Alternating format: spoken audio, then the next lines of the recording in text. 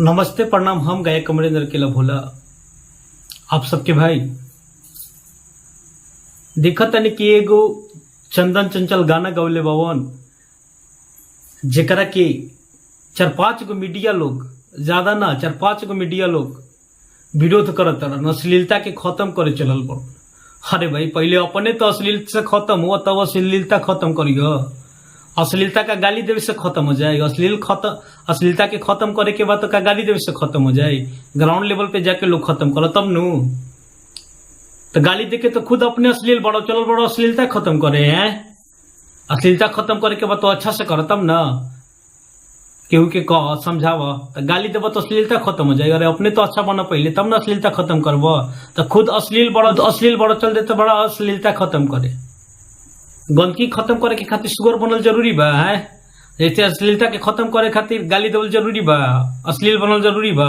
खुद अश्लील बड़ा चलल तब अश्लीलता खत्म करे।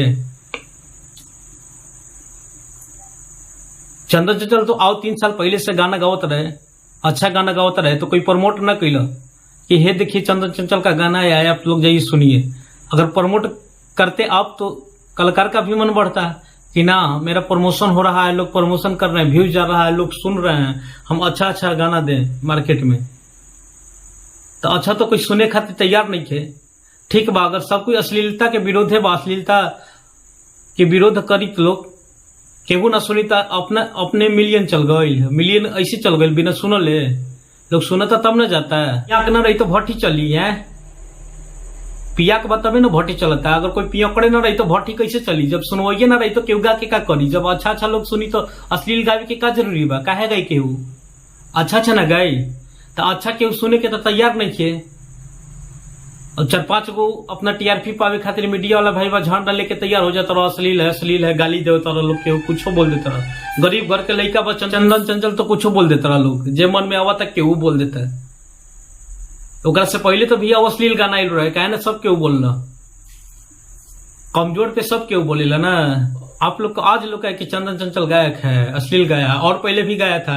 आज गाना चले लगल, मिलियन में व्यूज गई तो बजट सगरो तो लोग था कि चंदन चंचल आज अश्लील गायक, चंदन चंचल गायक है।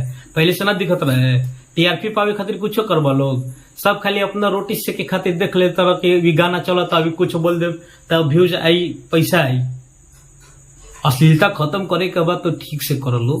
गाली केहू के मत दा, गाली दे से अश्लीलता खत्म ना हो। हाँ, और भोजपुरी अश्लीलता खत्म करे के तो सबके मिल के सब केहू मिली तबे हुई। सबसे पहले तो जब केहू सुनी ना तो केहू गाई ना। लोग बढ़ावा देता तभी केहू गावता। बढ़िया नीमन सॉन्ग बनता केहू सुनते नहीं खे, ओकर मिलियन में नहीं खे जात।